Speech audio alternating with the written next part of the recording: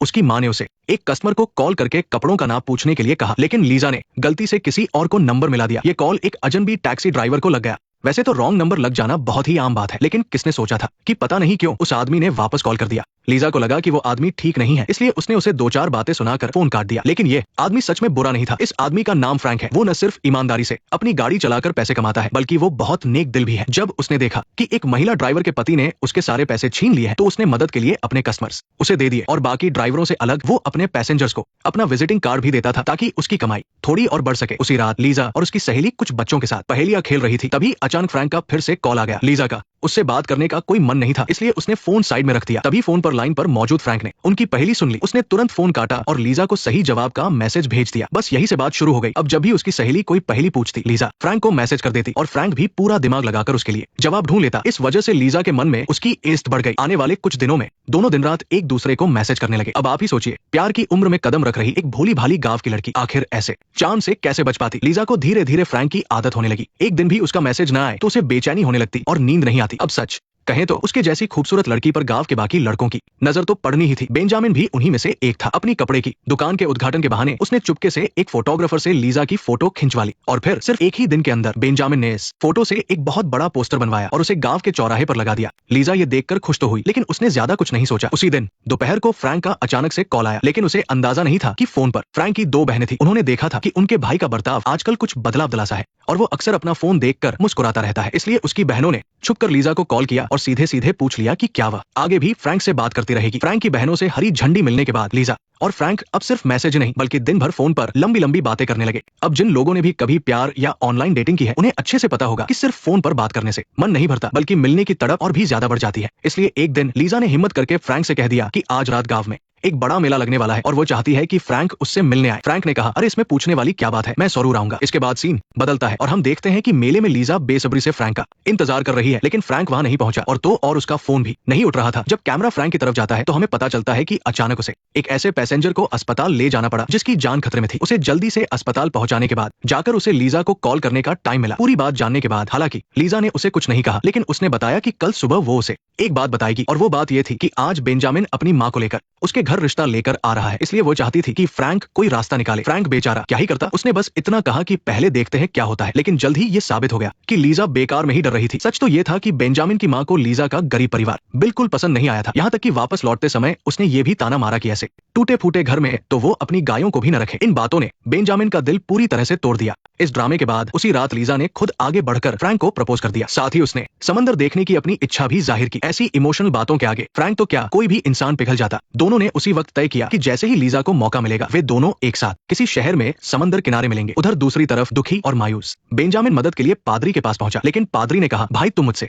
मजाक कर रहे हो क्या? वो तुम्हारी माँ है और यहाँ हर कोई जानता है कि तुम्हारी माँ कितनी खड़ूस है। मैं तुम्हारी कोई मदद नहीं कर सकता, लेकिन एक बात और है, तुम अब 20 साल से ऊपर के हो चुके हो। तुम्हें क्या चाहिए और क्या नहीं ये तुम्हें खुद पता होना चाहिए। अगर तुम सच में लीजा से प्यार करते हो तो तुम्हारी माँ क्या सोचती है इससे क्या फर्क पड़ता है? ओहो, पादरी की इन बातों ने तो मानो उसे रास्ता दिखा दिया। एक पल में ही बेंजामिन जोश से भर गया। वो सीधा घर पहुंचा और अपनी माँ से अपनी पसंद के बारे में बताकर खूब झगड़ा किया। इसके तुरंत बाद उसने अपने मामा को दोबारा लीजा के घर रिश्ता लेकर भेजा। अगर सब कुछ ठीक रहा तो इसी रविवार को दोनों की सगाई पक्की हो जाएगी। ये सुनकर लीजा के घर वाले तो खुशी से झूम उठे, लेकिन लीजा को लगा जैसे उस पर आसमान टूट पड़ा हो। उसने तुरंत फ्रैंक को कॉल किया और कहा, मुझे तुमसे मिलना है, मुझे अभी इसी वक्त तुमसे मिलना है, वरना शायद मैं तुमसे फिर कभी न मिल पाऊं। इसके बाद कैमरा अगले दिन की दोपहर पर जाता है। लीजा के माता पिता अच्छे कपड़े पहनकर सगाई का न्योता खुद हर रिश्तेदार को देने के लिए निकल पड़े। इसमें उन्हें करीब 2 दिन लगने वाले थे। मौका पाकर लीजा ने तबीयत खराब होने का बहाना बनाया और घर पर ही रुक गई। फिर क्या था, अपनी सहेली की मदद से लीजा अगली सुबह 6 बजे फ्रैंक से मिलने के लिए बस पकड़कर शहर की ओर निकल पड़ी। बस के पहुंचते ही उसने जल्दी से फ्रैंक को कॉल किया, लेकिन उसका फोन लगातार आउट ऑफ नेटवर्क बता रहा था। हार मानकर बस स्टैंड पर आते जाते अजनबियों की भीड़ के बीच लीजा वॉशरूम में छिप गई और फ्रैंक को लगातार कॉल करने लगी। उधर दूसरी तरफ फ्रैंक भी आखिरकार बस स्टैंड पहुंच गया, लेकिन किस्मत खराब ये थी कि फोन में नेटवर्क तो आ गया था, लेकिन वे दोनों एक दूसरे को तो जाहिर है फोन अभी भी नहीं लग रहा था। डेविड ने फिर से कॉल करने की सोची, तभी झगड़ा कर रहे कुछ लोगों की वजह से उसका फोन हाथ से छिटक कर दूर जा गिरा और वो खुद भी भीड़ में फंस गया। इसी बीच एक लड़के ने तेजी से उसका फोन उठाया और फटाफट सीढ़ियों की तरफ जाने लगा, लेकिन वो ज्यादा दूर नहीं जा पाया था कि अचानक एक आदमी वहां आ गया और उससे वो फोन मांगने लगा जो उसने अभी अभी उठाया था। अब आप सोचेंगे कि ये आदमी कौन है। यहाँ हम लिसा और डेविड की कहानी को थोड़ा रोकते हैं। इस आदमी का नाम है रॉकी।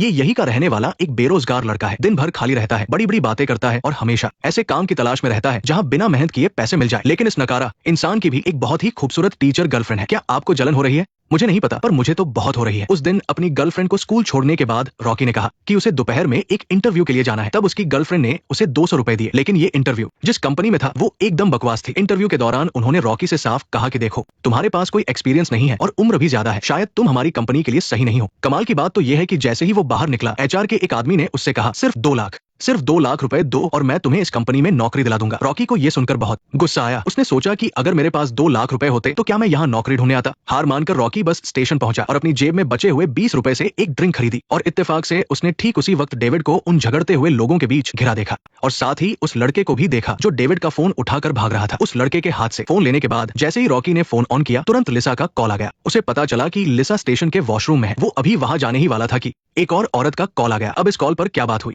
ये हमें अभी नहीं पता। वापस डेविड की तरफ चलते हैं क्योंकि उसे अपना फोन नहीं मिल रहा था, इसलिए वो स्टेशन के ऑफिस गया और अभी अभी आई बस के बारे में पूछने लगा। अच्छी बात ये थी कि बस कंडक्टर को वो खूबसूरत लड़की लिसा याद थी, लेकिन बुरी बात ये थी कि कंडक्टर का फोन मिलने के बाद भी डेविड को लिसा का नंबर याद ही नहीं था और उधर लिसा को लगा कि उसके सामने खड़ा रॉकी ही डेविड है। रॉकी ने भी उसे कुछ नहीं बताया। उसने पहले लिसा को पीने के लिए पानी दिया और चुपके से फोन स्विच ऑफ कर दिया। उसे अंदाजा भी नहीं था कि अगले ही पल डेविड उनकी तरफ ही आ रहा होगा। डेविड न तो रॉकी को जानता था और न ही लिसा को, लेकिन रॉकी को पता था कि फोन डेविड का ही है, इसलिए वो मन ही मन डर गया। उसने पहले लिसा से कहा कि उसने किसी और को समझ लिया है और फिर खुद ही वो फोन डेविड को वापस दे दिया। हालांकि दोनों की पहली मुलाकात थोड़ी अजीब रही, लेकिन अच्छी बात ये थी कि सब कुछ ठीक से हो गया। दोनों बातें करते करते साथ में एक पार्क में आ गए, लेकिन अजीब बात ये हुई कि लिसा ने अचानक देखा कि रॉकी उनका छुपकर पीछा कर रहा है। ये देखकर हटे कटे डेविड का खून खौल उठा। वो तुरंत आगे बढ़ा और उसे सबक सिखाने लगा, पर रॉकी भी जरा नहीं डरा और दोनों में जबरदस्त हाथापाई होने लगी। लिसा बीच बचाव करने आई तो रॉकी ने उसे भी धक्का देकर पानी के गड्ढे में गिरा दिया। डेविड ये देखकर आग बबूला हो गया और उसने एक गमला उठाकर रॉकी के सिर पर दे मारा। इसके बाद पुलिस के आने से पहले ही उसने लिसा का हाथ पकड़ा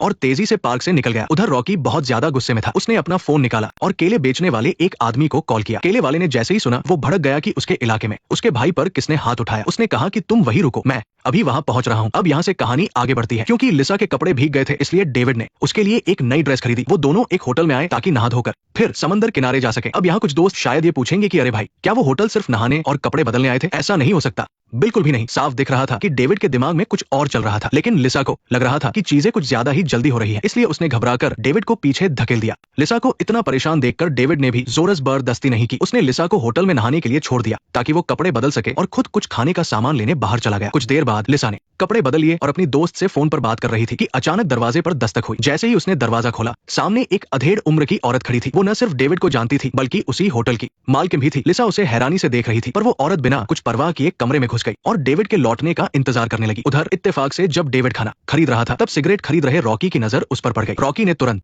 केले वाले को बुलाया और दोनों बाइक पर बैठकर मजदा गाड़ी के पीछे पीछे जाने लगे। जब डेविड होटल लौटा और उस औरत को वहां देखा तो वो एकदम से चौंक गया। उसने जल्दी से उस औरत को बाहर गलियारे में खींचा। तब जाकर हमें पता चला कि वो औरत सच में इस होटल की मालकिन थी, पर साथ ही वो डेविड की भी बॉस थी। यहाँ तक कि उन दोनों के ऊपर एक और बड़ा बॉस भी था। उनके असली प्लान के हिसाब से डेविड आज रात को लिसा को किसी दूसरे शहर ले जाने वाला था और महज एक रात में ही लिसा को किसी बड़े नाइट क्लब में बेच दिया जाता। बहुत देर तक बहस करने के बाद बड़ी मुश्किल से डेविड ने उस औरत को वहां से भेजा। लिसा बहुत भोली थी, लेकिन भोली होने का मतलब बेवकूफ होना नहीं है। उसे खतरे का एहसास हो चुका था। डेविड ने उसे रोकने की बहुत कोशिश की, पर लिसा जिद पर अड़ गई कि उसे अभी जाना है। जब डेविड की कोई चाल काम नहीं आई तो आखिरकार उसने अपनी शराफत का नकाब उतार फेंका। उसने तय किया कि लिसा को बेचने से पहले वो खुद उसका फायदा उठाएगा। तभी अचानक दरवाजे पर जोर जोर से खटखटाहट की आवाज आने लगी। बाहर कोई और नहीं बल्कि उनका पीछा करते हुए आया रॉकी और केले वाला आदमी थे। जैसे कि तय था, केले वाला आदमी दरवाजे पर खड़ा रहा और रॉकी की डेविड के साथ जबरदस्त लड़ाई शुरू हो गई। उन दोनों के बीच हुई ये हाथापाई देखने में काफी मजेदार थी, पर जो लोग मुझे जानते हैं उन्हें पता है कि मैं एक्शन सीन को अच्छे से समझा नहीं पाता, इसलिए मैं ये वाला सीन छोड़कर सीधा आगे बढ़ता हूँ। इस पूरी लड़ाई के दौरान रॉकी लगातार डेविड से पूछ रहा था कि लिसा आखिर है कहाँ।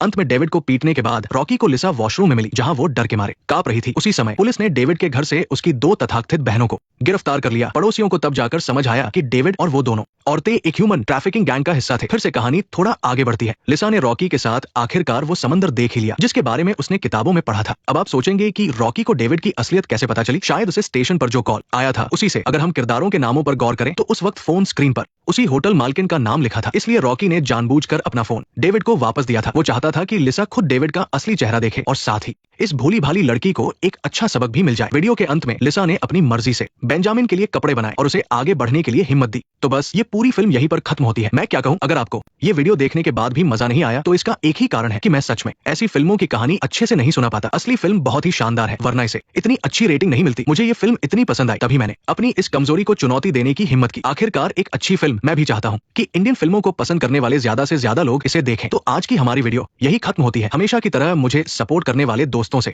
विदा लेने का समय आ गया है। अगर आपको ये वीडियो सच में अच्छी लगी हो तो एक लाइक जरूर दें। अगली वीडियो में फिर मिलेंगे। Bye bye. फॉलो कर लो वरना अगली वीडियो मिस हो जाएगी।